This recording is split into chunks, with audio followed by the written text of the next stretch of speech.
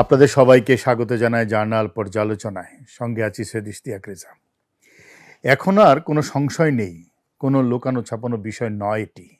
দেশবাসী এখন পরিষ্কার বুঝতে পারছে যে টিকায় শত শত শিশুর মৃত্যুর দায় অধ্যাপক ইউনূসের অন্তর্বর্তী সরকারের, তার স্বাস্থ্য উপদেষ্টার এবং তার সাথে যারা ছিলেন তারা। এতদিন এই নিয়ে নানাভাবে তার দোষ আড়াল করার চেষ্টা করা হয়েছিল, অন্তর্বর্তী সরকারের দোষ, কিন্তু সব পরিষ্কার করে দিয়েছে জাতিসংঘের শিশু তহবিল ইউনিসেফ।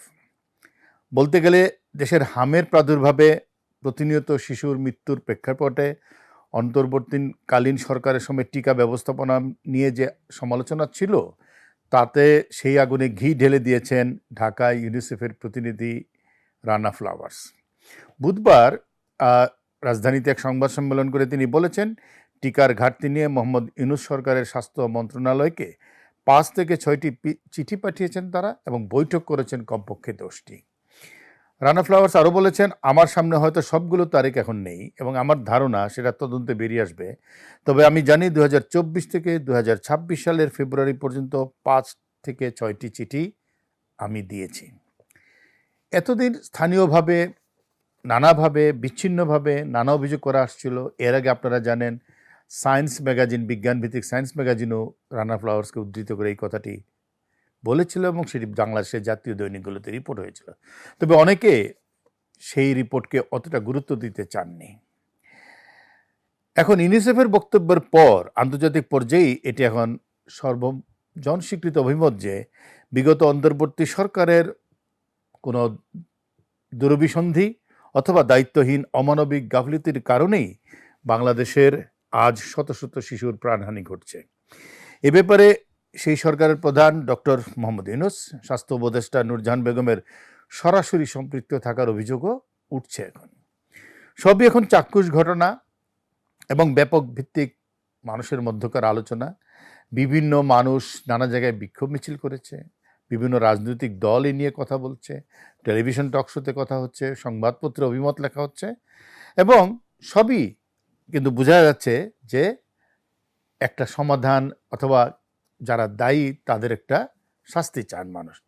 তবে এত সব আলোচনা, অভিমত এবং বিচার দাবির পরও দুটি বিষয় কিন্তু তুলনামূলকভাবে কমই আলোচিত হচ্ছে। একটি হচ্ছে ডক্টর মোহাম্মদ ইউনূস স্বাস্থ্য মন্ত্রণালয়ের আওতায় টিকা কেনা কেন বন্ধ করেছিলেন, উত্তরটা কিন্তু পরিষ্কার হচ্ছে না। আর দ্বিতীয় হচ্ছে শিশু হত্যার মতন এত বড় একটি ঘটনা, মানবতা বিরোধী অপরাধের ঘটনা যদি ঘটেই থাকে, সবাই যদি তাই মনে করে থাকে, তাহলে দায়ীদের বিরুদ্ধে কেন কোনো ব্যবস্থা সরকার নিতে চাচ্ছে না বা নিচ্ছে না। টিকা কেনা কেন বন্ধ করা হয়েছিল সে নিয়ে হয়তো অনেক তদন্ত হওয়া উচিত, জানি না তদন্ত হবে কিনা, কিন্তু তার একটা অনুসন্ধান দরকার।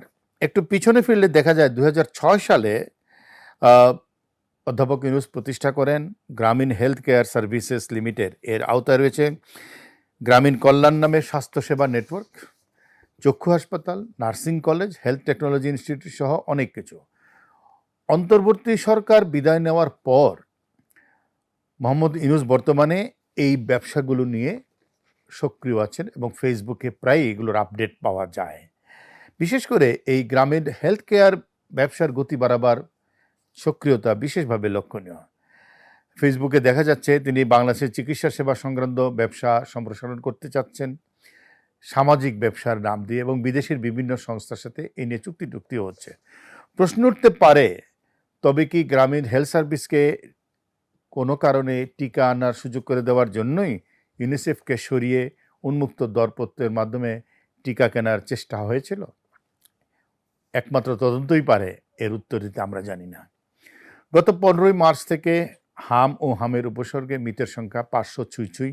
আমাদের দেশে একটা ব্যাপার আমরা খেয়াল করি যে যখন ঘটনা ঘটতে থাকে, একের পর এক মৃত্যু হতে থাকে, সেটাকে আমরা স্বাভাবিক ধরে নিই এবং এটা একটা সংস্কৃতি হয়ে দাঁড়িয়েছে আমাদের, যে মৃত্যুকে স্বাভাবিকভাবে মেনে নেওয়া। আমরা অন্তর্বর্তী সরকারকে অনেকভাবে দায়ী করতে পারবো, তাদের টিকা কেনার ব্যর্থতার দায় অবশ্যই তাদেরকে নিতে হবে, কিন্তু সেই ব্যর্থতাকে দায়ী করে বর্তমান সরকারও কোনোভাবে আসলে এই দায়িত্ব এড়াতে পারছে না।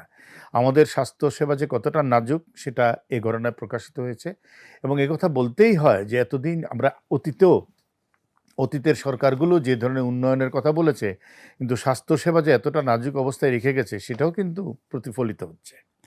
যথাসময়ে টিকা না দেওয়ার কারণে হামে যে কোনো শিশু আক্রান্ত হতে পারে, কিন্তু হামে আক্রান্ত হওয়ার পর কেন যথাযথ চিকিৎসা হচ্ছে না? কেন আইসিইউ দিতে পারছে না সবাইকে? এই দায় কার?